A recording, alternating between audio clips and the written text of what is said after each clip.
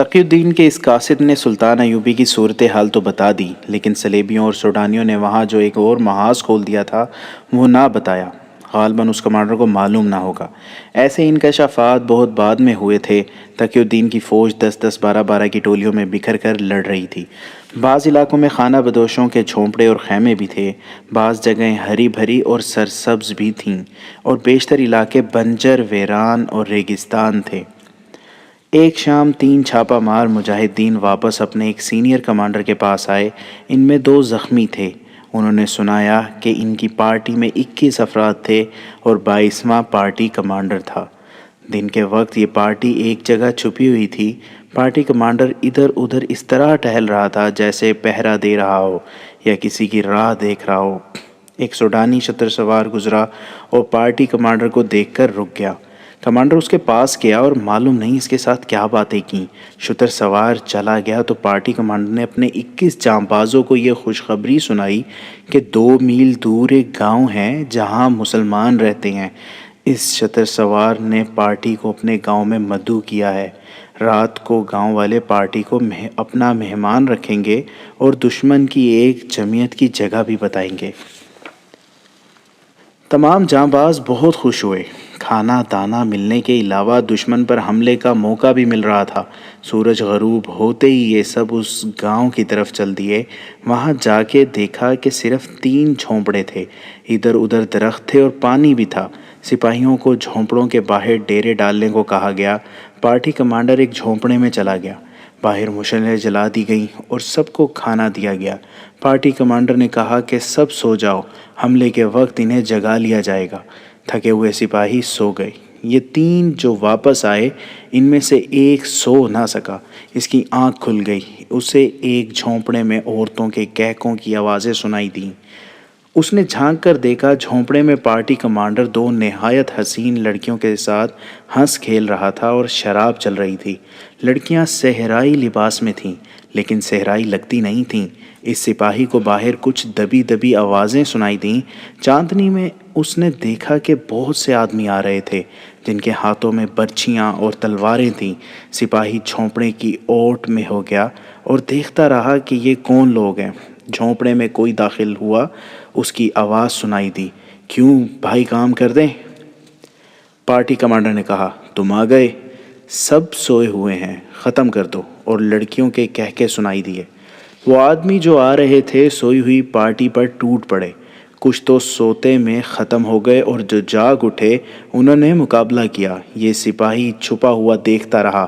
اسے اپنے 2 ساتھی بھاگتے نظر آئے۔ موقع دیکھ کر یہ سپاہی بھی بھاگ اٹھا اور اپنے 2 ساتھیوں سے جا ملا۔ وہ دونوں زخمی تھے، کسی نے ان کا تعاقب نہ کیا۔ یہ معلوم نہیں ہو سکا کہ پارٹی کمانڈر شتر سوار کے دیے ہوئے لالچ میں آ گیا تھا یا وہ پہلے سے ہی دشمن کا ایجنٹ تھا اور اپنے آدمیوں کو مروانے کا موقع دیکھ رہا تھا۔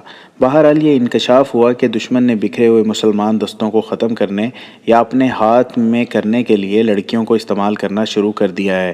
دشمن انسانی فطرت کی کمزوریوں کو استعمال کر رہا تھا۔ ان حالات میں لڑنے والے سپاہی کو پیٹ اور جنس کی بھوک بہت پریشان کیا کرتی ہے۔ دشمن مجاہدین کو ڈھونڈ ڈھونڈ کر حملے الگ کر رہا تھا اور نفسیاتی ہتھیار بھی استعمال کر رہا تھا۔ ایسے چند اور واقعات ہوئے۔ مجاہدین کو خبردار کیا گیا کہ کسی کے جھانسے میں نہ آئیں۔ ایسے بہت سے واقعات میں ایک واقعہ قابل ذکر ہے۔ چھاپہ مار دستے کا ایک کمانڈر عطا الہاشم ایک جگہ بیٹھا ہوا تھا۔ اس کا دستہ 3-4 پارٹیوں میں بکھرا ہوا تھا۔ یہ مصر سے آنے والی رسد کا راستہ تھا۔ عطا الہاشم نے اپنے صرف ایک دستے سے، جس کی نفری 100 سے کچھ کم تھی، رسد کے تمام تر راستے کو محفوظ کر دیا تھا۔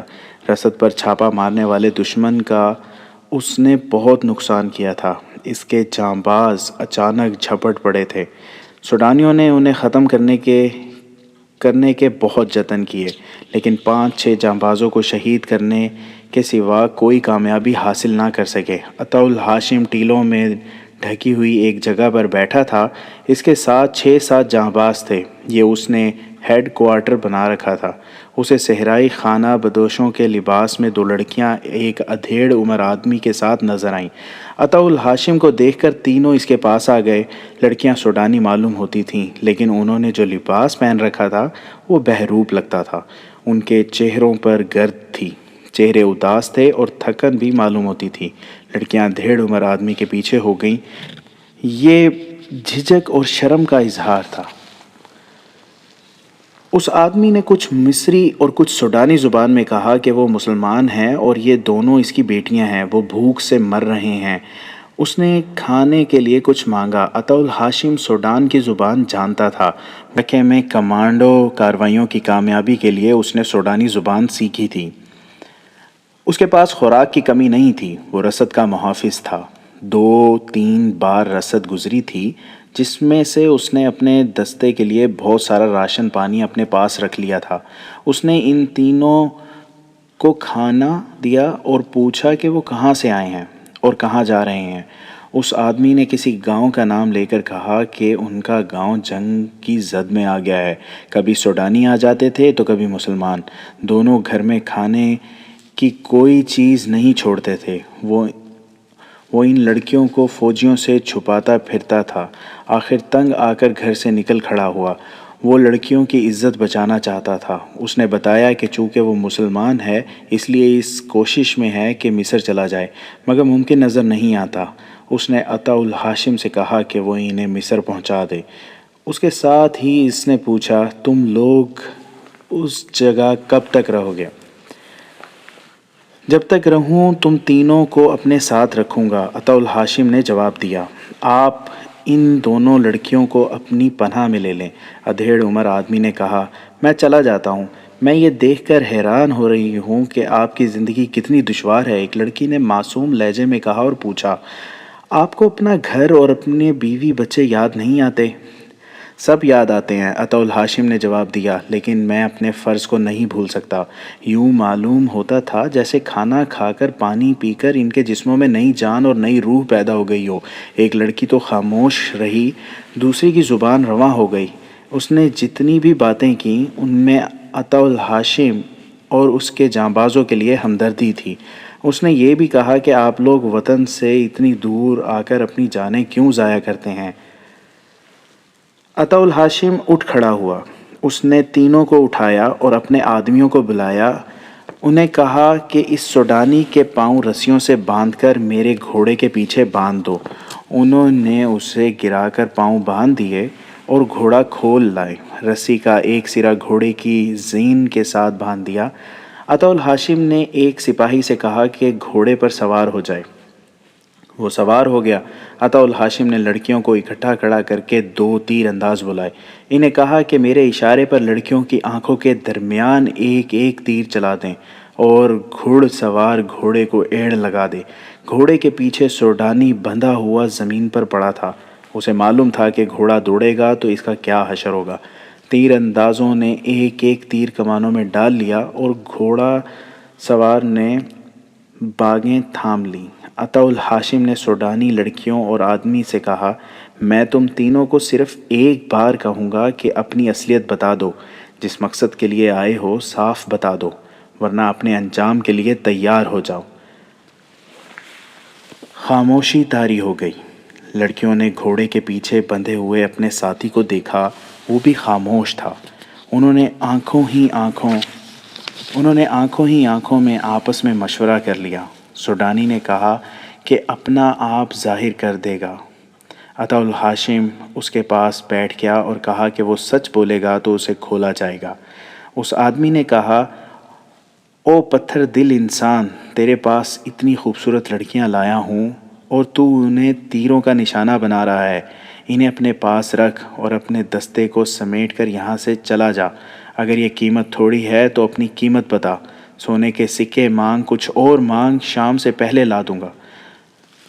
عطا الہاشم اٹھا اور سوار سے کہا، گھوڑا دل کی چال 15-20 قدم چلاؤ۔ گھوڑا چل پڑا۔ چند قدم آگے گیا تو سوڈانی بلبلا اٹھا۔ عطا الہاشم نے کہا، رک جاؤ۔ گھوڑا رکا تو عطا الہاشم نے اس کے پاس جا کر کہا کہ وہ سیدھی باتیں کرنے پر آ جائے۔ وہ مان گیا۔ اس نے بتا دیا کہ وہ سوڈانی جاسوس ہے اور صلیبیوں نے اسے ٹریننگ دی ہے۔ لڑکیوں کے متعلق اس نے بتایا کہ مصر کی پیدائش ہیں اور صلیبیوں نے انہیں تخریب کاری کے فن کا ماہر بنا رکھا ہے۔ عطا الہاشم نے اس کے پاؤں کھول دیے اور اسے اپنے پاس بٹھا کر باتیں پوچھیں۔ اس نے بتایا کہ اسے یہ کام دیا گیا ہے کہ سوڈان میں پھیلے ہوئے مسلمان کمانڈروں کو لڑکیوں یا سونے چاندی کا چمکا دے کر انہیں اور ان کے سپاہیوں کو ختم یا قید کرا دیا جائے یا انہیں اپنے ہاتھ میں لیا جائے۔ اس نے بتایا کہ عطا الہاشم نے رسد کا راستہ ایسی خوبی سے محفوظ کر رکھا تھا کہ صلیبی اور سوڈانی چھاپہ ماروں کا جانی نقصان بھی ہوا اور رسد بھی نکل گئی۔ اسے یہ مشن دے کر بھیجا گیا تھا کہ عطا الہاشم کو ان لڑکیوں سے اندھا کر کے اسے قتل کر دے یا اسے ایسے پھندے میں لے آئے کہ اسے قتل یا قید کر لیا جائے، اور اگر وہ ایمان کا کچا ثابت ہوا تو اسے اپنے ساتھ ملا لیا جائے گا۔ یہ سوڈانی حیران تھا کہ عطا الہاشم نے اتنی خوبصورت لڑکیوں کو قبول نہیں کیا۔ اس نے جب عطا الہاشم سے پوچھا کہ اس نے لڑکیوں اور زر و جواہرات کی پیشکش کو کیوں ٹھکرا دیا ہے تو عطا الہاشم نے مسکرا کر کہا، کیونکہ میں ایمان کا کچا نہیں۔ عطا الہاشم نے لڑکیوں کو بھی اپنے پاس بلا لیا۔ زیادہ باتیں کرنے والی نے پوچھا کہ ان کے ساتھ کیا سلوک ہوگا۔ عطا الہاشم نے بتایا کہ وہ انہیں کل صبح اپنے ہیڈ کوارٹر میں سالار اعلیٰ تقی الدین کے پاس لے جائے گا یا بھیج دے گا۔ اس نے سوڈانی کو لڑکیوں سمیت اس ہدایت کے ساتھ اپنے آدمیوں کے حوالے کر دیا کہ انہیں الگ الگ رکھا جائے۔ ان کی تلاشی لی گئی۔ تینوں کے پاس ایک ایک خنجر تھا۔ آدمی کے پاس ایک پوٹلی تھی جس میں حشیش بندھی ہوئی تھی۔ سورج غروب ہونے والا تھا جب اس کے دستے کی ایک ٹولی واپس آ گئی۔ اس نے ٹولی کو کچھ دور دور تک پھیلا دیا۔ اس نے ہر کسی کو بتا دیا کہ وہ تینوں جاسوس اور تخریب کار ہیں۔ ہو سکتا ہے کہ ان کے ساتھیوں کو معلوم ہو کہ یہ یہاں ہیں اور انہیں چھڑانے کے لیے حملہ کریں۔ ان انتظامات کے بعد وہ آرام کے لیے لیٹ گیا۔ وہ جگہ نشیب و فراز کی تھی۔ اس نے لیٹنے سے پہلے دیکھ لیا تھا کہ اس کے سپاہیوں نے لڑکیوں اور مرد کو کس طرح لٹایا ہے۔ وہ خود ایک ٹیلے کے ساتھ لیٹا جہاں سے وہ اپنے سپاہیوں کو نہیں دیکھ سکتا تھا۔ اس کی آنکھ لگ گئی۔ کچھ دیر بعد اس کی آنکھ کھل گئی۔ اس کے ذہن میں یہ دو لڑکیاں آ گئیں۔ وہ اس سوچ میں کھو گیا کہ یہ کتنی خوبصورت اور بظاہر کیسی معصوم سی لڑکیاں ہیں اور ان سے کتنا غلیظ اور کتنا خطرناک کام کرایا جا رہا ہے۔ اگر یہ کسی مسلمان گھرانے میں پیدا ہوئی ہوتیں تو کسی باعزت گھرانے میں دلہنیں بن کر جاتیں۔ اسے اپنی بیوی یاد آ گئی جو دلہن بن کر اس کے گھر آئی تھی تو انہی کی طرح جوان اور دلکش تھی۔ اپنی بیوی کی یاد اسے رومان انگیز تصورات میں لے گئی۔ اس ویران صحرا میں جہاں وہ موت کے ساتھ آنکھ مچولی کھیل رہا تھا، ان تصوروں نے اس پر نشہ طاری کر دیا۔ میدان جنگ میں سپاہی ایسے ہی تصوروں اور بڑی دلکش یادوں سے دل بہلایا کرتے ہیں۔ چاندنی نکھر آئی تھی۔ صحرا کی چاندنی بڑی ہی شفاف اور خنک ہوا کرتی ہے۔ اس کی خنکی میں ایسا تاثر ہوتا ہے جو ذہن اور دل سے موت کے خوف کو دھو ڈالتا ہے۔ عطا الہاشم اٹھا اور اس انداز سے خرامہ خرامہ اس جگہ گیا جہاں لڑکیاں سوئی ہوئی تھیں جیسے وہ حفاظتی انتظام کا معائنہ کرنے جا رہا ہو۔ وہ اکٹھی سو رہی تھیں۔ ان کے ارد گرد سپاہی سوئے ہوئے تھے۔ سوڈانی آدمی کچھ دور 3 سپاہیوں کے نرغے میں سویا ہوا تھا۔ عطا الہاشم نے ایک لڑکی کے پاؤں کو اپنے پاؤں سے دبایا۔ لڑکی کی آنکھ کھل گئی۔ عطا الہاشم کو چاندنی میں پہچان کر وہ اٹھ بیٹھی۔ عطا الہاشم نے اسے اٹھنے اور ساتھ چلنے کا اشارہ کیا۔ لڑکی اس مسرت کے ساتھ اٹھی کہ اس پتھر جیسے کمانڈر پر اس کی جوان نسوانیت کا جادو چل گیا ہے۔ وہ اس کے ساتھ چل پڑی۔ عطا الہاشم نے دیکھا کہ اس کے سپاہی کیسے بے ہوشی کی نیند سوئے ہوئے ہیں کہ انہیں یہ خبر بھی نہیں کہ کوئی آدمی ان کے درمیان سے لڑکی کو اٹھا کر لے جا رہا ہے۔ اسے اپنے سپاہیوں پر غصے کی بجائے ترس آ گیا جو ایک غیر یقینی سی جنگ لڑ رہے تھے۔ کسی باقاعدہ کمان اور کنٹرول کے باوجود وہ نظم و ضبط کی پابندی کر رہے تھے۔ لڑکی کو وہ اپنی جگہ لے گیا۔ لڑکی کے سر پر اب اوڑھنی نہیں تھی۔ چاندنی اس کے بکھرے ہوئے بالوں کو سونے کے تاروں کا رنگ دے رہی تھی۔ وہ کچھ دیر لڑکی کو دیکھتا رہا اور لڑکی اسے دیکھتی رہی۔ لڑکی نے نشیلی سی آواز میں مسکرا کر کہا، میں حیران ہوں کہ آپ ڈر کیوں رہے ہیں؟ مجھے آپ کے پاس آپ ہی کے لیے لایا گیا ہے۔ کیا آپ میری ضرورت محسوس نہیں کرتے؟ وہ اسے چپ چاپ دیکھتا رہا جیسے بت بن گیا ہو۔ لڑکی نے اس کا ہاتھ پکڑا اور اپنے ہونٹوں کے ساتھ لگا لیا اور بولی، میں جانتی ہوں آپ نے مجھے کیوں بلایا ہے۔ آپ کیا سوچ رہے ہیں؟ میں سوچ رہا ہوں کہ تمہارا باپ میری طرح کا ایک مرد ہوگا۔ عطا الہاشم نے اس کے ہاتھ سے اپنا ہاتھ چھڑا کر کہا، میں بھی باپ ہوں۔ ہم دونوں باپوں میں زمین اور آسمان جتنا فرق ہے۔ وہ باپ کتنا بے غیرت ہے اور میں ہوں کہ غیرت کی پاسبانی کے لیے اپنے بچوں کو یتیم کرنے کی کوشش کر رہا ہوں۔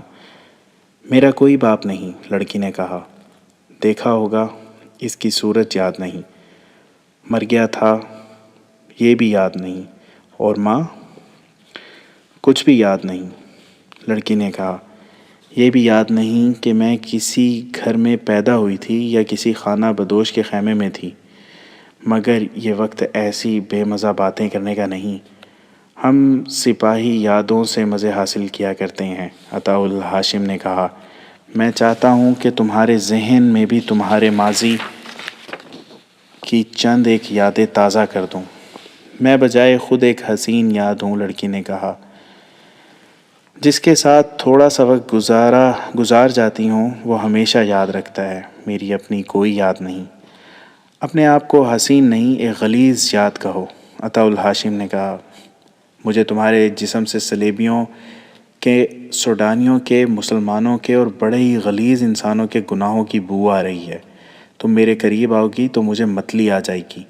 تمہیں کوئی مرد یاد نہیں رکھتا؟ تم جیسی لڑکیوں کے شکاری آج یہاں اور کل وہاں ہوتے ہیں۔ دوسرا شکار مل جاتا ہے تو پہلے کو بھول جاتے ہیں۔ تمہارے یہ حسن چند دنوں کا مہمان ہے، تم میری قید میں ہو۔ میں تمہارا یہ چہرہ اسی وقت سزا کے طور پر زخمی کر کے ہمیشہ کے لیے مکروہ بنا سکتا ہوں، مگر ایسی ضرورت نہیں۔ یہ صحرا، شراب، حشیش اور بدکاری تمہیں سال کے اندر اندر مرجھایا ہوا پھول بنا دے گی، جسے لوگ اٹھا کر باہر پھینک دیتے ہیں۔ یہ سلیبی اور یہ سوڈانی تمہیں بھیک مانگنے کے لیے باہر نکال دیں گے۔ تم بڑے ہی گھٹیا انسانوں کے لیے تفریح کا ذریعہ بن جاؤ گی۔ عطا الہاشم کے لہجے میں ایسا ٹھہراؤ اور ایسا تاثر تھا کہ لڑکی کی ذہنی کیفیت میں ہلچل سی پیدا ہو گئی۔ یہ مسلمان کمانڈر کہہ رہا تھا، میری ایک بیٹی ہے جو تم سے 2-3 سال چھوٹی ہوگی۔ اس کی شادی ایک باعزت جوان کے ساتھ ہوگی جو میری طرح کمر سے تلوار لٹکا کر بڑی اچھی نسل کے گھوڑے پر سوار ہوا کرے گا۔ وہ میری طرح میدان جنگ کا شہزادہ ہوگا۔ میری بیٹی دلہن بنے گی اپنے خاوند کے دل میں اور اس کے گھر میں راج کرے گی۔ لوگ میری بیٹی کو ایک نظر دیکھنا چاہیں گے مگر دیکھ نہیں سکیں گے۔ میں بھی اس پر فخر کیا کروں گا اور اس کا خاوند اس کے ساتھ اتنی محبت کرے گا کہ وہ بوڑھی ہو جائے گی تو بھی محبت ختم نہیں ہوگی، بڑھے گی۔ تمہیں دیکھنے کے لیے کوئی بھی بےتاب نہیں ہوتا کیونکہ تم ایک ننگا بھید ہو۔ تمہاری عزت کسی کے دل میں نہیں اور کوئی بھی نہیں جو تمہیں محبت کے قابل سمجھے گا۔ آپ میرے ساتھ ایسی باتیں کیوں کر رہے ہیں؟ لڑکی نے ایسی آواز میں پوچھا جو اس کی اپنی نہیں لگتی تھی۔ میں تمہیں یہ بتانا چاہتا ہوں کہ تم جیسی بیٹیاں مقدس ہوتی ہیں، عطا الہاشم نے جواب دیا۔ ہم مسلمان لوگ بیٹی کو اللہ کا پیغام سمجھتے ہیں۔ اگر تم عصمت اور مذہب کے معنی سمجھ لو تو تم پر اللہ کی رحمت برس جائے گی، مگر تم سمجھ نہیں سکو گی کیونکہ تم اس محبت سے واقف نہیں جو روح کی گہرائیوں تک پہنچا کرتی ہے۔ تم بد نصیب ہو، تم نے مردوں کی ہوس دیکھی ہے، محبت نہیں دیکھی۔ عطا الہاشم آہستہ آہستہ بولتا رہا۔ اس کے لب و لہجے اور انداز کا اپنا ایک تاثر تھا، لیکن لڑکی اس پر حیران ہو رہی تھی کہ یہ بھی دوسرے مردوں کی طرح مرد ہے، مگر اس نے اس کے حسن کو ذرا بھی اہمیت نہیں دی۔ عطا الہاشم جذباتی لحاظ سے پتھر بھی نہیں تھا، وہ تو سرتاپا جذبات میں ڈوبا ہوا تھا۔ لڑکی نے بےتاب سا ہو کر کہا، آپ کی باتوں میں ایسا نشہ اور خمار ہے جو میں نے شراب اور حشیش میں نہیں پایا۔ مجھے آپ کی کوئی بھی بات سمجھ نہیں آ رہی، لیکن ہر ایک بات دل میں اترتی جا رہی ہے۔ لڑکی ذہین تھی، اس قسم کی تخریب کاری کے لیے ذہین ہونا لازمی تھا۔ مردوں کو انگلیوں پر نچانے کی اس سے بچپن سے ٹریننگ دی گئی تھی، مگر اس مرد نے اس ناگن کا زہر مار دیا۔ اس نے عطا الہاشم سے بہت سی باتیں پوچھیں جن میں کچھ مذہب سے تعلق رکھتی تھیں۔ اس کے لہجے اور انداز میں اب پیشہ ورانہ اداکاری نہیں رہی تھی، وہ اپنے قدرتی رنگ میں باتیں کر رہی تھی۔ اس نے پوچھا، مجھے آپ لوگ کیا سزا دیں گے؟ میں تمہیں کوئی سزا نہیں دے سکتا، عطا الہاشم نے کہا۔ کل صبح تمہیں اپنے سالار اعظم کے حوالے کر دوں گا، وہ میرے ساتھ کیا سلوک کرے گا؟ جو ہمارے قانون میں لکھا ہے۔ آپ مجھ سے نفرت کرتے ہیں؟ نہیں، عطا الہاشم نے کہا۔ میں نے سنا ہے کہ مسلمان ایک سے زیادہ بیویاں رکھتے ہیں، لڑکی نے کہا۔ اگر آپ مجھے اپنی بیوی بنا لیں تو میں آپ کا مذہب قبول کر کے ساری عمر آپ کی خدمت کروں گی۔ میں تمہیں بیٹی بنا سکتا ہوں، بیوی نہیں، عطا الہاشم نے کہا، کیونکہ تم میرے ہاتھوں میں مجبور ہو، تم میری پناہ میں بھی ہو اور میری قید میں بھی۔ وہ باتوں میں مصروف تھے۔ لڑکی کا ساتھی مرد 3 سپاہیوں کے نرغے میں لیٹا ہوا تھا، مگر وہ جاگ رہا تھا۔ اس نے عطا الہاشم کو دیکھ لیا تھا کہ وہ لڑکی کو جگا کر لے گیا ہے۔ وہ خوش تھا کہ لڑکی عطا الہاشم کو چکمہ دے کر قتل کر دے گی یا اسے یہاں سے کہیں دور لے جائے گی۔ وہ لیٹا ہوا لڑکی کی واپسی کا انتظار کرتا رہا۔ بہت دیر بعد اس نے سپاہیوں کو دیکھا، وہ بے ہوش ہو کے سوئے ہوئے تھے۔ انہیں بے ہوش ہونا ہی تھا، کیونکہ اس سوڈانی نے شام کے بعد ان سپاہیوں کے ساتھ گپ شپ شروع کر دی تھی اور انہیں ہنستے کھیلتے حشیش پلا دی تھی۔ اس سے حشیش کی ایک پوٹلی تو برآمد کر لی گئی تھی، لیکن اس نے تھوڑی سی حشیش اپنے چوغے میں کہیں سے رکھی تھی۔ وہاں سے نکال کر اس نے 3 سپاہیوں کو پلا دی۔ وہ چونکہ اس نشے کے عادی نہیں تھے، اس لیے بے ہوشی کی نیند سو گئے۔ یہ سوڈانی رات کو بھاگنے کے جتن کر رہا تھا۔ اس نے دیکھا کہ لڑکی عطا الہاشم کے پاس بیٹھی ہوئی ہے اور بہت دیر گزر گئی ہے، تو وہ سمجھا کہ لڑکی اس مسلمان کمانڈر کو دور نہیں لے جا سکی، لہٰذا اس شخص کو یہیں ختم کر دیا جائے۔ وہ واپس گیا اور سوئے ہوئے سپاہیوں میں سے ایک کی کمان اور ترکش میں 3-4 تیر لے آیا۔ راستے میں چند فٹ اونچی جگہ تھی جس کی اوٹ میں وہ عطا الہاشم کو نظر نہیں آ سکتا تھا۔ وہ اس لیے بھی نظر نہیں آ سکتا تھا کہ اس طرف عطا الہاشم کی پیٹھ تھی۔ لڑکی کا منہ ادھر ہی تھا، لیکن وہ اپنے آدمی کو دیکھ نہیں سکی تھی۔ وہ آدمی تیر و کمان لے کر آیا تو لڑکی کو چاندنی میں اس کا سر اور کندھے نظر آئے، پھر اسے کمان نظر آیا۔ عطا الہاشم اپنی موت سے بے خبر بیٹھا تھا۔ اس کا خنجر نیام میں پڑا ہوا تھا اور نیام قریب ہی رکھی تھی۔ لڑکی نے نیام اٹھا کر خنجر نکال لیا۔ عطا الہاشم جھپٹ کر اس سے خنجر چھیننے ہی لگا کہ لڑکی نے نہایت تیزی سے گھٹنوں کے بل ہو کر اپنے آدمی کی طرف پوری طاقت سے خنجر پھینکا۔ فاصلہ چند گز تھا۔ ادھر سے آہ کی آواز سنائی دی۔ خنجر سوڈانی کی شاہ رگ میں اتر گیا اور اس نے زخمی ہوتے ہی تیر چلا دیا تھا۔ نشانہ چوک جانا ضروری تھا۔ تیر کا زناٹا عطا الہاشم کے قریب سے گزرا اور دھک کی آواز سنائی دی۔ اس نے دیکھا کہ تیر لڑکی کے سینے میں اتر گیا تھا۔ وہ دوڑ کر اس کی طرف گیا جس طرف خنجر گیا اور تیر آیا تھا۔ وہاں سوڈانی اپنی شاہ رگ سے خنجر نکال رہا تھا۔ اس نے خنجر نکال لیا اور اٹھا۔ اس خطرے کے پیش نظر کہ وہ حملہ کرے گا، عطا الہاشم نے اچھل کر اس کے پہلو میں دونوں پاؤں جوڑ کر مارے۔ سوڈانی دور جا پڑا۔ عطا الہاشم بھی گرا اور فوراً اٹھ کھڑا ہوا۔ سوڈانی نہ اٹھ سکا، اس کی شاہ رگ سے خون ابل ابل کر نکل رہا تھا۔ عطا الہاشم نے خنجر اٹھایا اور لڑکی کے پاس گیا۔ لڑکی سینے میں اپنے ہی ساتھی اور محافظ کا تیر لیے اطمینان سے پڑی تھی۔ وہ ابھی زندہ تھی، تیر نکالنے کا کوئی انتظام نہیں تھا۔ لڑکی نے عطا الہاشم کا ہاتھ پکڑ لیا اور کراہتی ہوئی آواز میں بولی، میں نے تمہاری جان بچائی ہے، اس کے عوض اپنے خدا سے کہنا کہ میری روح کو اپنی پناہ میں لے لے۔ میرے جسم کی طرح میری روح بھی ان صحراؤں میں نہ بھٹکتی رہے۔ میری عمر گناہوں میں گزری ہے، مجھے یقین دلاؤ کہ خدا اس ایک نیکی کے بدلے میرے سارے گناہ بخش دے گا۔ میرے سر پر اسی طرح ہاتھ پھیرو جس طرح اپنی بیٹی کے سر پر پھیرا کرتے ہو۔ عطا الہاشم نے اس کے سر پر ہاتھ پھیر کر کہا، اللہ تیرے گناہ بخش دے، تجھ سے گناہ کروائے گئے ہیں، تو بے گناہ ہے، تجھے کسی نے نیکی کی روشنی دکھائی ہی نہیں۔ لڑکی نے درد کی شدت سے کراہتے ہوئے عطا الہاشم کا ہاتھ بڑی مضبوطی سے پکڑ لیا اور بڑی تیزی سے بولنے لگی۔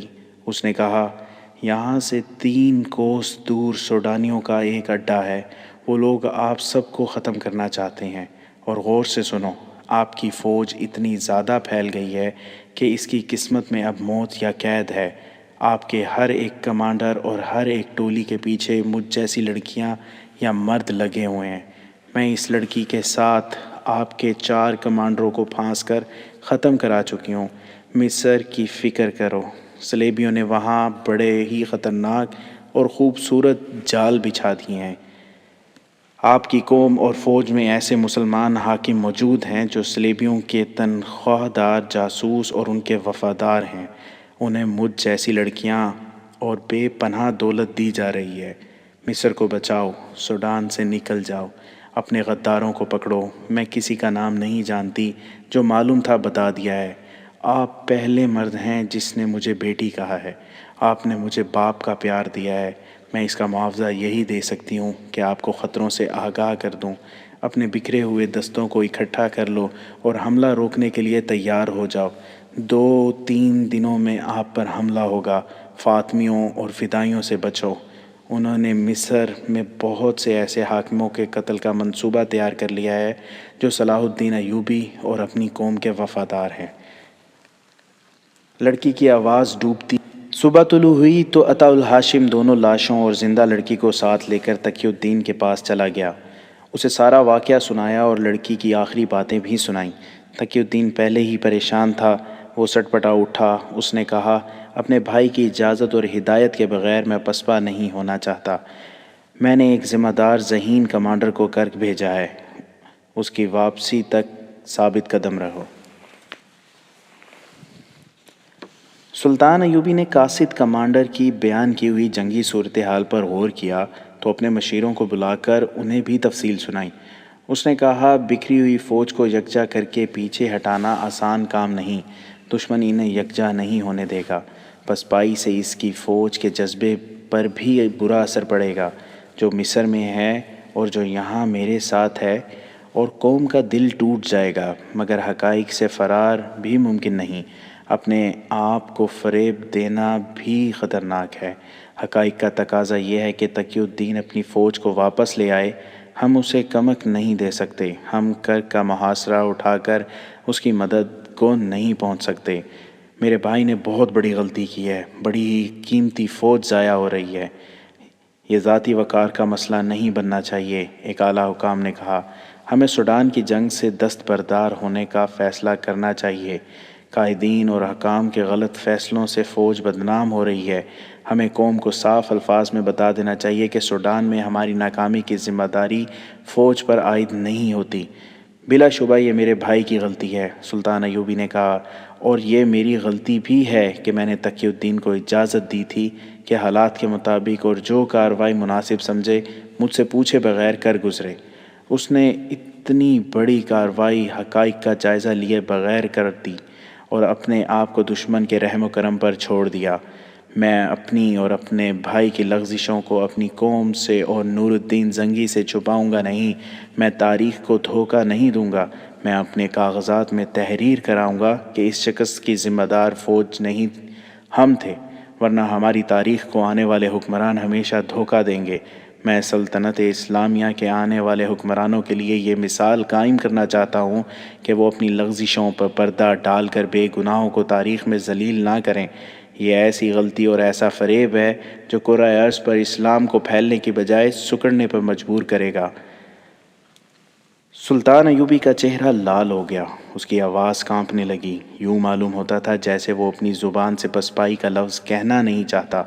وہ کبھی پسپا نہیں ہوا تھا، اس نے بڑے ہی مشکل حالات میں جنگیں لڑی تھیں، مگر اب حالات نے اسے مجبور کر دیا تھا۔ اس نے تقی الدین کے بھیجے ہوئے کمانڈر سے کہا، تقی الدین سے کہنا کہ اپنے دستوں کو سمیٹو اور انہیں تھوڑی تھوڑی نفری میں پیچھے بھیجو، جہاں دشمن تعاقب میں آئے وہاں جم کر لڑو، اور اس انداز سے لڑو کہ دشمن تمہارے تعاقب میں مصر میں داخل نہ ہو جائے۔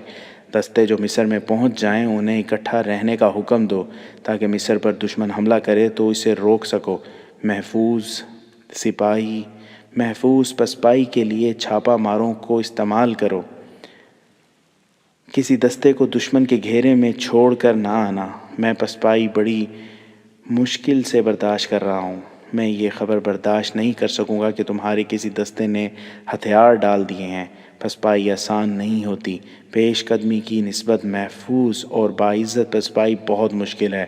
حالات پر نظر رکھنا، تیز رفتار قاصدوں کی ایک فوج اپنے ساتھ رکھنا۔ میں تحریری پیغام نہیں بھیج رہا کیونکہ خطرہ ہے کہ تمہارا قاصد راستے میں پکڑا گیا تو دشمن کو معلوم ہو جائے گا کہ تم پسپا ہو رہے ہو۔ سلطان ایوبی نے قاصد کمانڈر کو بہت سی ہدایات دیں اور رخصت کر دیا۔ اس کے ساتھ گھوڑے کے قدموں کی آواز بھی سنائی دے رہی تھی کہ زاہدان خیمے میں داخل ہوا اور کہا کہ قاہرہ سے ایک قاصد آیا ہے۔ سلطان ایوبی نے اسے اندر بلا لیا۔ وہ انٹیلی جنس کا عہدیدار تھا۔ وہ مصر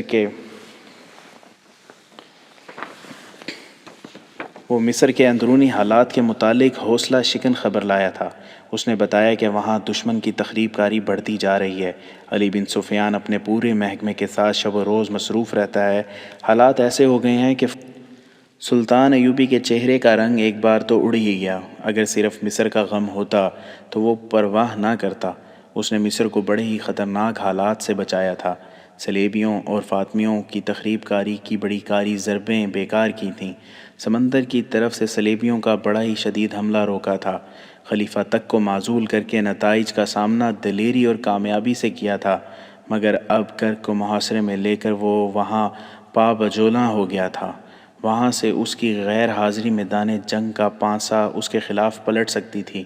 کرک کے محاصرے کے علاوہ اس نے قلعے کے باہر صلیبیوں کی فوج کو گھیرے میں لے رکھا تھا۔ یہ فوج گھیرا توڑنے کی کوشش میں حملے پہ حملہ کیے جا رہی تھی۔ وہاں خون ریز جنگ لڑی جا رہی تھی۔ سلطان ایوبی اپنی خصوصی چالوں سے دشمن کے لیے آفت بنا ہوا تھا۔ ایسی جنگ اس کی نگرانی کے بغیر نہیں لڑی جا سکتی تھی۔ ادھر سوڈان کی صورتحال نے بھی مصر کو خطرے میں ڈال دیا تھا۔ یہ ایک اضافی مسئلہ پیدا ہو گیا تھا۔ سلطان ایوبی کو یہ خطرہ نظر آ رہا تھا کہ تقی الدین نے بھاگنے کے انداز سے پسپائی کی تو دشمن کی فوج اس کی فوج کو وہیں ختم کر دے گی اور سیدھی مصر میں داخل ہو جائے گی۔ مصر میں جو فوج تھی وہ حملہ روکنے کے لیے کافی نہیں تھی۔ ادھر کرک کے محاصرے کی کامیابی یا جلدی کامیابی مخدوش نظر آ رہی تھی۔ دونوں محاذوں کی کیفیت میں مصر میں بغاوت کے خطرے کی خبر ایسی چوٹ تھی جس نے سلطان ایوبی کے پاؤں ہلا دیے۔ وہ کچھ دیر سر جھکائے ہوئے خیمے میں ٹہلتا رہا، پھر اس نے کہا، میں صلیبیوں کی تمام تر فوج کا مقابلہ کر سکتا ہوں، اس فوج کا بھی جو انہوں نے یورپ میں جمع کر رکھی ہے، مگر میری قوم کے یہ چند ایک غدار مجھے شکست دے رہے ہیں۔ کفار کے یہ ہواری اپنے آپ کو مسلمان کیوں کہلاتے ہیں؟ وہ غالباً جانتے ہیں کہ انہوں نے مذہب تبدیل کر لیا تو عیسائی انہیں یہ کہہ کر دھتکار دیں گے کہ تم غدار ہو، ایمان فروش ہو، اپنے مذہب میں رہو، ہم سے اجرت لو اور اپنی قوم سے غداری کرو۔ وہ خاموش ہو گیا۔ اس کے خیمے میں جو افراد موجود تھے وہ بھی خاموش تھے۔ سلطان ایوبی نے سب کو باری باری دیکھا اور کہا، خدا ہم سے بڑا ہی سخت امتحان لینا چاہتا ہے۔ اگر ہم ثابت قدم رہے تو ہم خدا کے حضور سرخروں ہوں گے۔ اس نے اپنے ساتھیوں کا حوصلہ بڑھانے کے لیے یہ بات کہہ دی، لیکن اس کا چہرہ بتا رہا تھا کہ اس پر گھبراہٹ طاری ہے جسے وہ چھپانے کی کوشش کر رہا ہے۔ سلطان ایوبی کو اتنا ہی بتایا گیا تھا کہ مصر میں بغاوت کا خطرہ ہے اور صلیبیوں کی تخریب کاری بڑھتی جا رہی ہے۔ اسے تفصیلات نہیں بتائی گئی تھیں، تفصیلات بڑی ہی خوفناک تھیں۔ اس کی غیر حاضری سے فائدہ اٹھاتے ہوئے مسلمان حکام میں سے 3-4 صلیبیوں کے ہاتھوں میں کھیل رہے تھے۔ تقی الدین نے سوڈان پر حملہ کیا تو چند دن بعد اس نے رسد مانگی۔ قاصد نے کہا تھا کہ زیادہ سے زیادہ رسد فوراً بھیج دی جائے، مگر 2 روز تک کوئی انتظام نہ کیا گیا۔ جو حاکم رسد کی فراہمی اور ترسیل کا ذمہ دار تھا، اس سے بات پرس ہوئی تو اس نے یہ اعتراض کیا کہ بیک وقت 2 محاذ کھول دیے گئے ہیں، 2 محاذوں کو رسد کہاں سے دی جا سکتی ہے؟ ایک یہ طریقہ ہے کہ مصر میں جو فوج ہے اسے بھوکا رکھا جائے، بازار سے سارا اناج اٹھا کر قاہرہ کے باشندوں کے لیے قحط پیدا کیا جائے اور محاذوں کا پیٹ بھرا جائے۔ یہ ایک اعلیٰ رتبے کا حاکم تھا، مسلمان تھا اور سلطان ایوبی کے مصاحبوں میں سے تھا۔ اس کی نیت پر شک نہیں کیا جا سکتا تھا۔ اس کی بات سچ مان لی گئی کہ اناج وغیرہ کی واقعی کمی ہے، تاہم اسے کہا گیا کہ جس طرح ہو سکے محاذ پر لڑنے والے فوجیوں کو رسد ضرور پہنچے۔ اس حاکم نے انتظام کر دیا، مگر 2 اور دن ضائع کر دیے۔ 5ویں روز رسد کا قافلہ روانہ ہوا۔ یہ اونٹوں اور خچروں کا بڑا ہی لمبا قافلہ تھا۔ مشورہ دیا گیا کہ قافلے کے ساتھ فوج کا ایک گھوڑ دستہ حفاظت کے لیے بھیجا جائے۔ اسی حاکم نے، جو رسد فراہم کرنے کا ذمہ دار تھا، فوج کا دستہ بھیجنے پر اعتراض کیا اور جواز یہ پیش کیا کہ تمام راستہ محفوظ ہے، اس کے علاوہ مصر میں فوج کی ضرورت ہے۔ چنانچہ رسد حفاظتی دستے کے بغیر بھیج دی گئی۔ روانگی کے 6 روز بعد اطلاع آ گئی کہ رسد راستے میں ہی دشمن کی گھات میں آ گئی ہے۔ سوڈانی رسد بما جانوروں کے لے گئے ہیں اور انہوں نے شتر بانوں کو قتل کر دیا ہے۔ قاہرہ ہیڈ کوارٹر کے بالائی حکام پریشان ہو گئے۔ رسد کا ضائع ہو جانا معمولی سی چوٹ نہیں تھی۔ سوڈانی میدان جنگ میں فوج کی ضرورت کا احساس ان کی پریشانی میں اضافہ کر رہا تھا۔ انہوں نے ذمہ دار حاکم سے کہا کہ وہ فوری طور پر اتنی ہی رسد کا انتظام کرے۔ اس نے کہا کہ منڈی میں اناج کی قلت ہو گئی ہے، تاجروں سے کہا جائے کہ اناج مہیا کریں۔ تاجروں سے بات ہوئی تو انہوں نے اپنے گودام کھول کر دکھا دیے، سب خالی تھے۔ گوشت کے لیے ایک بھی دمبا، بکرا، بیل، گائے یا کوئی اور جانور نظر نہیں آتا تھا۔ معلوم ہوا کہ مصر میں جو فوج ہے اسے بھی پورا راشن نہیں مل رہا، جس سے فوجوں میں بے اطمینانی پھیل رہی ہے۔ تاجروں نے بتایا کہ دیہات سے مال آ ہی نہیں رہا۔ علی بن سفیان کی جاسوسی کا انتظام بڑا اچھا تھا۔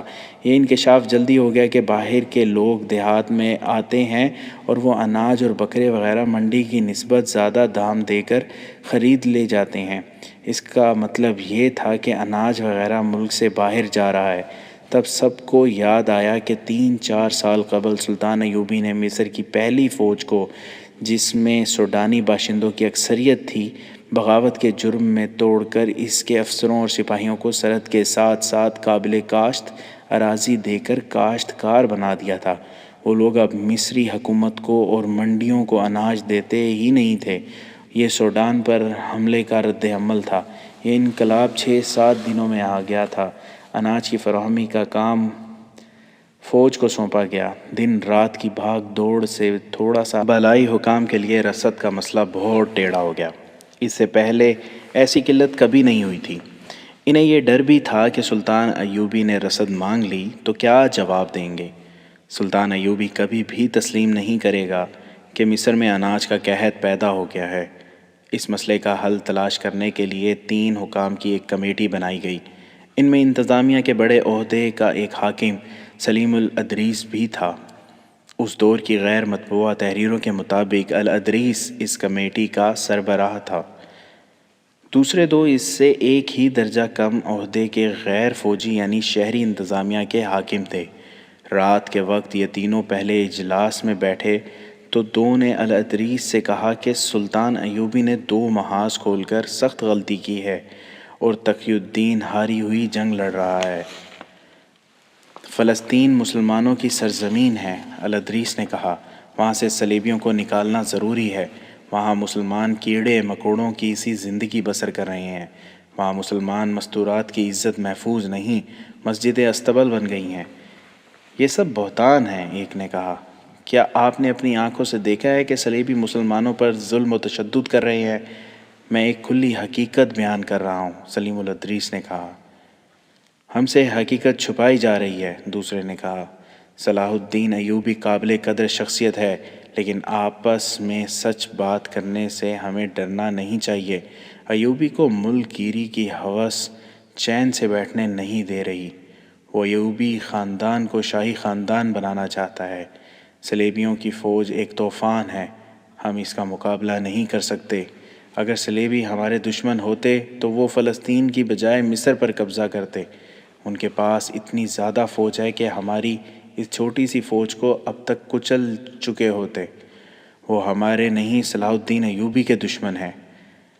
آپ کی باتیں میرے لیے ناقابل برداشت ہیں، الادریس نے کہا۔ بہتر ہے کہ ہم جس مقصد کے لیے اکٹھے ہوئے ہیں اس کے متعلق بات کریں۔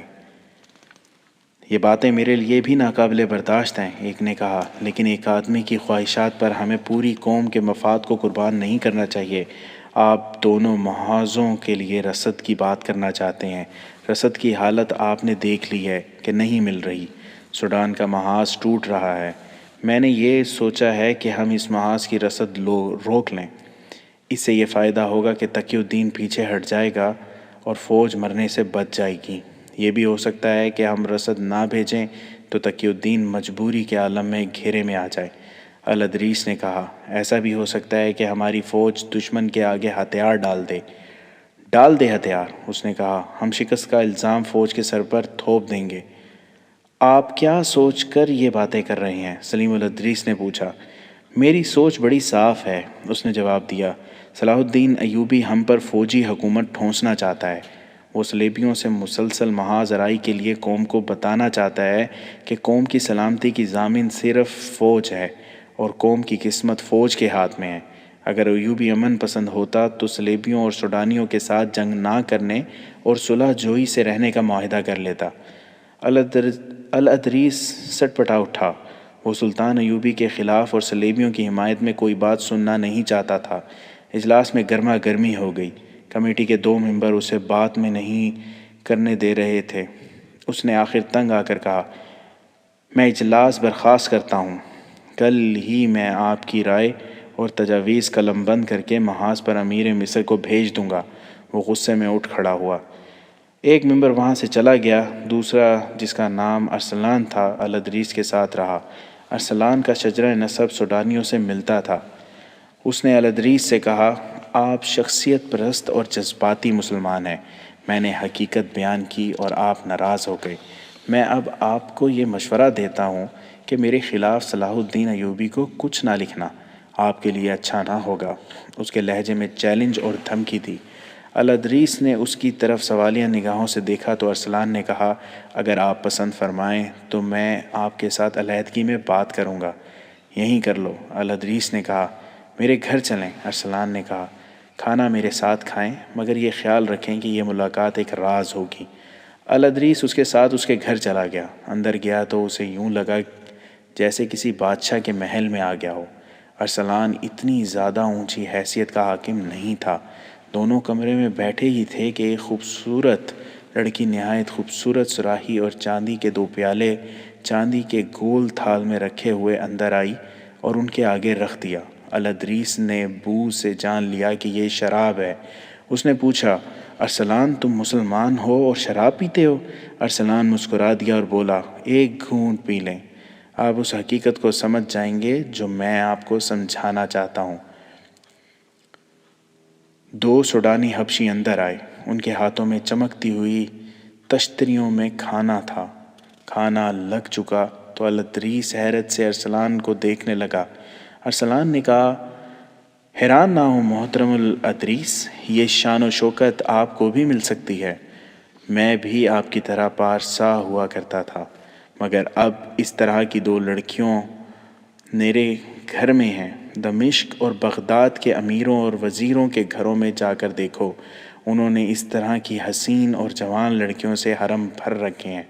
وہاں شراب بہتی ہے۔ یہ لڑکیاں، یہ دولت اور یہ شراب صلیبیوں کی کرم نوازیاں ہیں، الادریس نے کہا۔ عورت اور شراب نے سلطنت اسلامیہ کی جڑیں کھوکھلی کر دی ہیں۔ آپ صلاح الدین ایوبی کے الفاظ میں باتیں کرتے ہیں، ارسلان نے کہا۔ یہی آپ کی بد نصیبی ہے۔ تم کیا کہنا چاہتے ہو؟ الادریس نے جھنجھلا کر پوچھا۔ مجھے شک ہے کہ تم صلیبیوں کے جال میں آ گئے ہو۔ میں فوج کا غلام نہیں بننا چاہتا، ارسلان نے کہا۔ میں فوج کو غلام بنانا چاہتا ہوں۔ اس کا واحد طریقہ یہ ہے کہ سوڈان میں تقی الدین کے رسد اور کمک نہ دی جائے، اسے دھوکہ دیا جائے کہ کمک آ رہی ہے، اسے جھوٹی امیدوں پر لڑاتے رہو حتیٰ کہ وہ ہتھیار ڈالنے پر مجبور ہو جائے۔ ظاہر ہے سوڈانی اسے قتل کر دیں گے اور اس کی فوج ہمیشہ کے لیے ادھر ہی ختم ہو جائے گی۔ ہم فوج کو شکست کا ذمہ دار ٹھہرا کر اسے قوم کی نظروں میں ذلیل کر دیں گے۔ پھر قوم صلاح الدین ایوبی کی فوج سے بھی متنفر ہو جائے گی۔ آپ میری بات سمجھنے کی کوشش نہیں کر رہے۔ آپ کو کوئی نقصان نہیں ہوگا۔ آپ کو اتنا اور ایسا معاوضہ ملے گا جس کا آپ تصور بھی نہیں کر سکتے۔ میں تمہارا مطلب سمجھ گیا ہوں، الادریس نے کہا۔ تم مجھ سے ایمان فروشی کرانا چاہتے ہو، یہ مجھ سے نہ ہوگا۔ بہت دیر کی بحث اور تکرار کے بعد الادریس نے کہا، تم اتنی خطرناک باتیں اتنی دلیری سے کس طرح کر رہے ہو؟ کیا تم نہیں جانتے کہ میں تمہیں گرفتار کر کے غداری کی سزا دلا سکتا ہوں؟ کیا میں یہ نہیں کہہ سکوں گا کہ آپ مجھ پر جھوٹا الزام عائد کر رہے ہیں؟ ارسلان نے کہا۔ صلاح الدین ایوبی میرے خلاف ایک لفظ نہیں سنے گا۔ الادریس سٹ پٹا اٹھا۔ وہ حیران تھا کہ اتنے بڑے عہدے کا حاکم کس قدر شیطان ہے اور وہ کتنی دلیری سے باتیں کر رہا ہے۔ دراصل الادریس خود مرد مومن تھا۔ وہ سمجھ ہی نہیں سکتا تھا کہ ایمان کو نیلام کر دینے والے ذلت کی کن پستیوں تک پہنچ سکتے ہیں۔ اس کے پاس ارسلان کو پابند کرنے اور راہ راست پر لانے کا ایک ہی ذریعہ تھا۔ وہ ارسلان کے عہدے سے زیادہ بڑے عہدے کا حاکم تھا۔ اس نے ارسلان سے کہا، میں جان گیا ہوں کہ تم کیا کہنا چاہتے ہو اور تم کیا کر رہے ہو۔ تم جس جرم کے مرتکب ہو رہے ہو اس کی سزا موت ہے۔ میں تمہیں یہ رعایت دیتا ہوں کہ 7 روز کے اندر اپنا رویہ درست کر لو اور دشمن سے تعلقات توڑ کر مجھے یقین دلا دو کہ تم خلافت بغداد اور اپنی قوم کے وفادار ہو۔ میں تمہیں رسد کی ذمہ داری سے سبکدوش کرتا ہوں۔ یہ انتظام ہم خود کر لیں گے۔ اگر مجھے ضرورت محسوس ہوئی تو میں تمہیں اس محل میں جو تمہیں صلیبیوں نے بنا دیا ہے 7 دن بڑی لمبی رعایت ہے، کہیں ایسا نہ ہو کہ 8ویں روز تمہیں جلاد یہاں سے نکالے۔ الادریس اٹھ کھڑا ہوا۔ اس نے دیکھا کہ ارسلان مسکرا رہا تھا۔ ارسلان نے کہا، محترم الادریس، آپ کے 2 بیٹے ہیں، دونوں جوان ہیں۔ ہاں، الادریس نے کہا اور پوچھا، کیا ہے میرے بیٹوں کو؟ کچھ نہیں، ارسلان نے کہا، میں آپ کو یاد دلا رہا ہوں کہ آپ کے 2 جوان بیٹے ہیں اور یہی آپ کی کل اولاد ہے۔ الادریس اس اشارے کو سمجھ نہ سکا۔ اس نے کہا، شراب نے تمہارا دماغ خراب کر دیا ہے، اور وہ باہر نکل گیا۔ ارسلان کے گھر سے نکل کر الادریس علی بن سفیان کے گھر چلا گیا اور اسے ارسلان کی باتیں سنائیں۔ علی بن سفیان نے اسے بتایا کہ ارسلان اس کی مشتبہ فہرست میں ہے، لیکن اس کے خلاف کوئی ثبوت نہیں مل رہا، تاہم وہ جاسوسوں کی نظر میں ہے۔ الادریس بہت پریشان تھا اور حیران بھی کہ ارسلان اتنی دلیری سے غداری کا مرتکب ہو رہا ہے۔ علی بن سفیان نے اسے بتایا کہ وہ اکیلا نہیں، غداری منظم طریقے سے ہو رہی ہے۔ اس کے جراثیم فوج میں بھی پھیلا دیے گئے ہیں۔ اس وقت سب سے بڑا مسئلہ سوڈان کے محاذ کے لیے رسد کا تھا۔ الادریس نے اسے بتایا کہ اس نے ارسلان کو اس ذمہ داری سے سبکدوش کر دیا ہے اور رسد کا انتظام اب خود کرنا ہے۔ علی بن سفیان نے اسے بتایا کہ ایک سازش کے تحت دیہات سے اناج اور بکرے وغیرہ سرحد سے باہر بھجوائے جا رہے ہیں۔ منڈی میں غلے اور دیگر سامان خرد و نوش کا مصنوعی قحط پیدا کر دیا گیا ہے۔ اس نے بتایا کہ اس نے اپنے جاسوسوں اور مخبروں کو یہ کام دے رکھا ہے کہ رات کو ادھر ادھر گھومتے رہا کریں، جہاں کہیں انہیں اناج کی ایک بوری بھی جاتی نظر آئے پکڑ لیں۔ طویل بات چیت کے بعد انہوں نے رسد کے انتظام کا کوئی طریقہ سوچ لیا۔ سلیم الادریس اس قومی مہم اور اپنے فرائض میں اس قدر مگن تھا کہ اس کے ذہن سے ارسلان کا یہ اشارہ نکل گیا کہ تمہارے 2 جوان بیٹے ہیں اور یہی تمہارا گل اثاثہ ہے۔ الادریس کو اپنے بیٹوں کے کردار پر بھروسہ تھا، مگر جوانی اندھی ہوتی ہے۔ قاہرہ میں سلطان ایوبی کی غیر حاضری میں بدکاری کی ایک لہر آئی تھی جس نے نوجوان ذہن کو لپیٹ میں لینا شروع کر دیا تھا۔ 2-3 سال پہلے بھی ایسے ہی ایک لہر آئی تھی جس پر جلد ہی قابو پا لیا گیا تھا۔ اب یہ لہر زمین کے نیچے سے آئی اور کام کر گئی۔ یہ مختلف کھیل تماشوں کی صورت میں آئی، جن میں شعبدہ بازی اور کھیلوں کی صورت میں جوا بازی شامل تھی۔ یہ لوگ خیمے اور شامیانے تان کر تماشا دکھاتے تھے جس میں کچھ بھی قابل اعتراض نہیں تھا، مگر شامیانوں کے اندر خفیہ خیمے تھے جہاں اکیلے اکیلے نوجوان کو اشارے سے بلایا جاتا تھا، ان سے پیسے لے کر کپڑوں پر بنی ہوئی دستی تصویریں دکھانے، جن کی مسکراہٹ اور اندازے دعوت گناہ ہوتی تھی۔ وہیں نوجوانوں کو تھوڑی تھوڑی حشیش پلائی جاتی تھی۔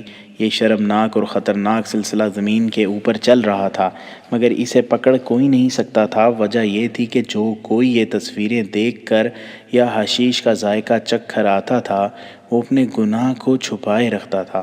اس گناہ میں لذت ایسی تھی کہ جانے والے بار بار جاتے تھے۔ وہ اس لیے بھی باہر کسی سے ذکر نہیں کرتے تھے کہ حکومت تک بات پہنچ گئی تو انہیں نشہ آور لذت سے محروم کر دیا جائے گا۔ اس لذت پرستی کا شکار نوجوان اور فوجی ہو رہے تھے۔ ان کے لیے در پردہ قحبہ خانے بھی کھول دیے گئے۔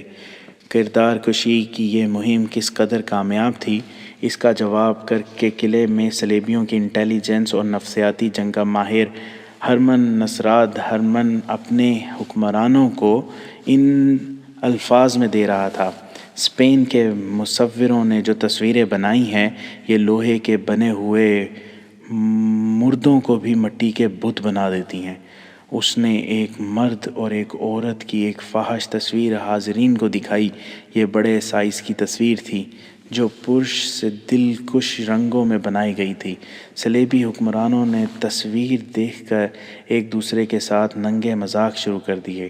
ہرمن نے کہا، میں نے ایسی بے شمار تصویریں بنوا کر مصر کے بڑے بڑے شہروں میں ان کی خفیہ نمائش کا انتظام کر دیا ہے۔ وہاں سے ہماری کامیابی کی اطلاعیں آ رہی ہیں۔ میں نے قاہرہ کی نوجوان نسل میں حیوانی جذبہ بھڑکا دیا ہے۔ یہ ایسا طاقتور جذبہ ہے جو مشتعل ہو جائے تو انسانی جذبوں کو، جن میں قومی جذبہ خاص طور پر شامل ہے، تباہ کر دیتا ہے۔ ان تصویروں نے مصر میں مقیم مسلمان فوج کو ذہنی اور اخلاقی لحاظ سے بیکار کرنا شروع کر دیا ہے۔ ان تصویروں کی لذت نشہ بھی مانگتی ہے، اس کا انتظام بھی کر دیا ہے۔ میرے تخریب کاروں اور جاسوسوں کے گروہ نے صحرائی لڑکیوں کو پوری طرح فوج قاہرہ اور دوسرے قصبوں میں داخل کر دیا ہے۔ یہ لڑکیاں دیمک کی طرح صلاح الدین ایوبی کی قوم اور فوج کو کھا رہی ہیں۔ وہ وجوہات کچھ اور تھیں جب میری مہم قاہرہ میں پکڑی گئی تھی۔ اب میں نے کچھ اور طریقے آزمائے ہیں جو کامیاب ہو رہے ہیں۔ اب وہاں کے مسلمان خود میری مہم کی حفاظت کریں گے اور اسے تقویت دیں گے۔ وہ اس ذہنی عیاشی کے عادی ہو گئے ہیں۔ تھوڑے ہی عرصے بعد میں نے ان کے ذہنوں میں ان کی اپنی ہی قوم اور اپنے ہی ملک کے خلاف زہر بھرنا شروع کر دیا ہے۔ صلاح الدین ایوبی بہت ہوشیار آدمی ہے، حاضرین سے کسی نے کہا۔ وہ جو ہی مصر پہنچا تمہاری اس مہم کو جڑ سے اکھاڑ دے گا۔ اگر وہ مصر پہنچا تو؟ ہرمن نے کہا، اس سوال کا جواب آپ ہی دے سکتے ہیں کہ آپ اس کا محاصرہ کامیاب ہونے دیں گے یا نہیں۔ بے شک اس نے ریمانڈ کی فوج کو قلعے سے باہر گھیرے میں لے رکھا ہے اور قلعہ اس کے محاصرے میں ہے، لیکن یہ گھیرا اور یہ محاصرہ اسی کے لیے نقصان کا باعث بن سکتا ہے۔ آپ یہاں فیصلہ کن جنگ نہ لڑیں، ایوبی کو محاصرہ کیے رکھنے دیں تاکہ وہ یہیں پابند رہے اور مصر نہ جا سکے۔ سوڈان میں ہمارے کمانڈروں نے تقی الدین کی فوج کو نہایت کامیابی سے بکھیر دیا ہے۔ وہ اب نہ لڑ سکتا ہے نہ وہاں سے نکل سکتا ہے۔ مصر کی منڈیوں کا اور وہاں کے کھیتوں کا غلہ میں نے غائب کرا دیا ہے۔ آپ کی دی ہوئی دولت آپ کو پورا صلہ دے رہی ہے۔ ایوبی کا ایک وفادار حاکم ارسلان دراصل آپ کا وفادار ہے۔ وہ ہمارے ساتھ پورا تعاون کر رہا ہے۔ اس کے کچھ اور ساتھی بھی ہمارے ساتھ ہیں۔ ارسلان کو کتنا معاوضہ دیا جا رہا ہے؟ فلپ آگسٹس نے پوچھا۔ جتنا ایک مسلمان حاکم کا دماغ خراب کرنے کے لیے کافی ہوتا ہے، ہرمن نے جواب دیا۔ عورت اور شراب، دولت اور حکومت کا نشہ کسی بھی مسلمان کا ایمان خرید سکتا ہے۔ وہ میں نے خرید لیا ہے۔ میں آپ کو یہ بتا رہا تھا کہ اب صلاح الدین ایوبی مصر جائے گا تو اسے وہاں کی دنیا بدلی ہوئی نظر آئے گی۔ وہ جس نوجوان نسل کی بات فخر سے کیا کرتا ہے وہ مسلمان ہوتے ہوئے اسلام کے لیے بیکار ہوگی۔ اس کی سوچیں اور اس کا کردار ہمارے ہاتھ میں ہوگا۔ یہ نسل جنسی جذبے کی ماری ہوئی ہوگی۔ یہی حال اس فوج کا ہوگا جسے وہ مصر چھوڑ آیا ہے۔ اس فوج میں میرے تخریب کاروں نے اتنی زیادہ بے اطمینانی پھیلا دی ہے کہ وہ بغاوت سے بھی گریز نہیں کرے گی۔ میں آج یہ دعویٰ وثوق سے کر سکتا ہوں کہ آپ سے پہلے میں نے اپنا محاذ ختم کر چکا ہوں گا۔ دشمن کے کردار اور اخلاق کو تباہ کر دینے سے فوجوں کے حملوں کی ضرورت باقی نہیں رہتی۔ ہرمن کی اس حوصلہ افزا رپورٹ پر صلیبی حکمران بہت خوش ہوئے۔ فلپ آگسٹس نے وہی عزم دہرایا جس کا اظہار وہ کئی بار کر چکا تھا۔ اس نے کہا، ہماری لڑائی صلاح الدین ایوبی سے نہیں، اسلام سے ہے۔ ایوبی بھی مر جائے گا، ہم بھی مر جائیں گے، لیکن ہمارا جذبہ اور عزم زندہ رہنا چاہیے تاکہ اسلام بھی مر جائے اور دنیا پر صلیب کی حکمرانی ہو۔ اس کے لیے یہ ضروری تھا کہ ایسا محاذ کھولا جائے جہاں سے مسلمانوں کے نظریات اور میں ہرمن کو خراج تحسین پیش کرتا ہوں کہ اس نے محاذ نہ صرف کھول دیا ہے بلکہ حملہ کر کے ایک حد تک کامیابی بھی حاصل کر لی ہے۔